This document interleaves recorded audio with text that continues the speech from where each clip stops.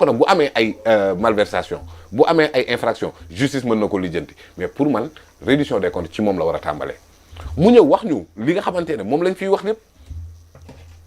léegi nag après beneen autre paire de manches mooy il y a plus de 80 personnes yoo xamante ne ci réew mi la ñu dëkk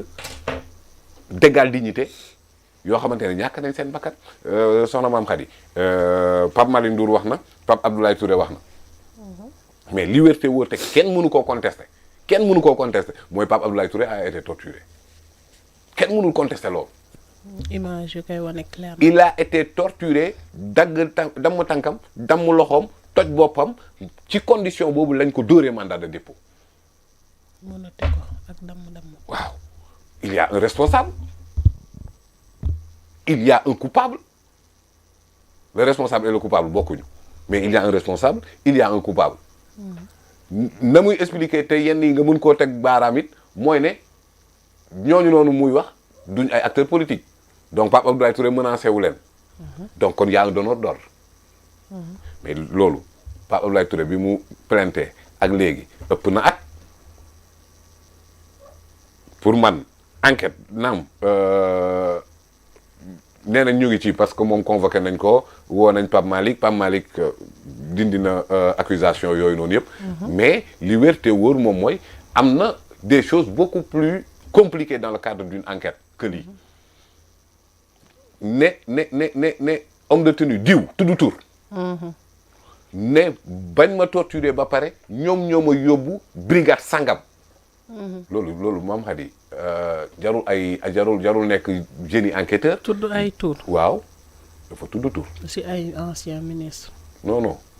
ñi ko doon torturer foofa. waaw ma ne ba ci sax. waaw ci mu tudd non ñi mu tudd ay Pape Malick Ndour yooyu tudd na leen def na plainte am mais ñooñu noonu nga xamante ne ñoom ñoo nekkoon ses bureaux. daf cee dégg ay tur tudd ci tur ba pare ne bu ñu paree bërëb sàngam lañ ma yóbbu. loolu jarul enquête yu extraordinaire boo xamee jour bi ñi ko andi ñooñu ñëwuñ ci brigade bi rek teg fa ni dem seen yoon. xam nañ seen présence xam nañ ñan la.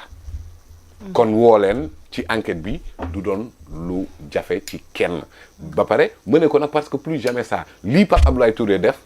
parce que Pape Abdoulaye Touré alhamdulilah yàlla dafa mel ni mu ngi dund mu ngi ak xelam. mais Pape Amadou Keïta mënul lii Babacar mënu ko. te ñooñu ay sénégalais lañ d'égale dignité ak ñi nga xamante ne ñoo fi nekk Idrissa Goudiaby yaa ngi fàttaliku autopsie bu yàgg ba. corps bi ñu téye ko woy autopsie fii nangam ak nangam pendant. ak ñi semaine ak nangam ak ñi ñu ne ñi disparaître. xam nga ñi nga xam ne xamuñu fuñ nekk. léegi nag yooyu noonu yëpp pour que plus jamais ça dafa am loo xamante ne état du Sénégal responsabilité bu mu am jëmale ci askan bi muy ne. Maam Khady on peut faire de l'histoire depuis Mamadou Dia Senghor ba tey dañoo am benn taar boo xamante ne mën naa koo tuddee le péché originel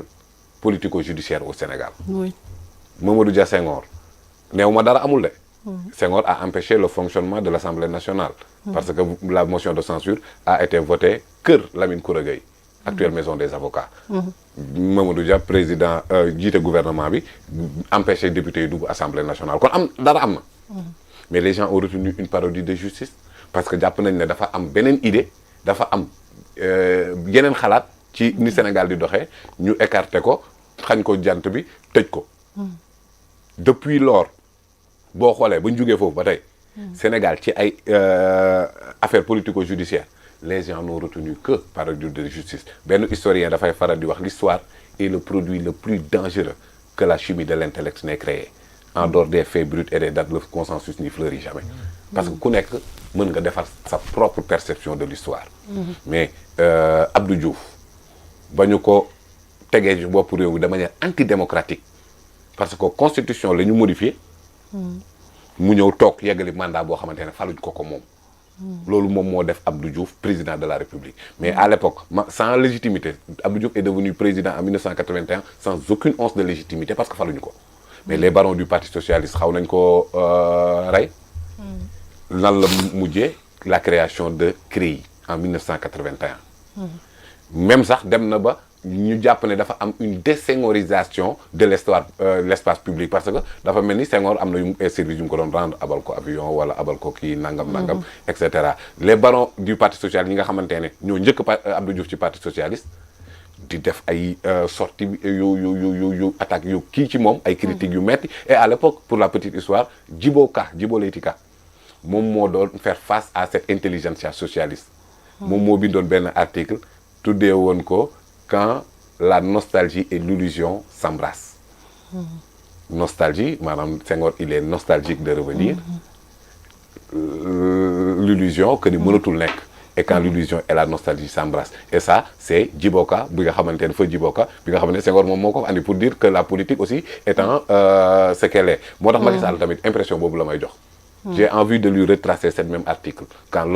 l'illusion et la nostalgie s'embrassent parce que Macky Sall est dans l'illusion et dans la nostalgie waaw bien sûr yow dafa nekk ci dans la nostalgie. il veut revenir waaw mais quand même Macky Sall boo xoolee ak ay sorties yoom fu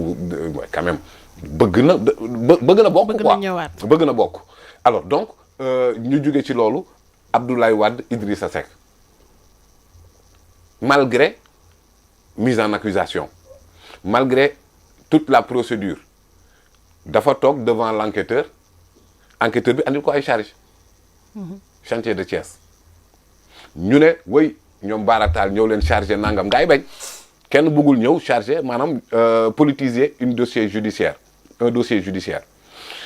lan la Idrissa Seck mujj wax enquêteur bi dafa dem ba ci biir mu ñëw andiwaat ko ne ko léegi chantier de Thiès amatul atteinte à la sûreté de l'État lañ lay toppee c'est une procédure spéciale durée garde à vue bi day yokk yeneen ak yeneen day yokk andil ko yeneen charge pour coffrer ko Idrissa Seck foofu la ko waxee sa fameuse phrase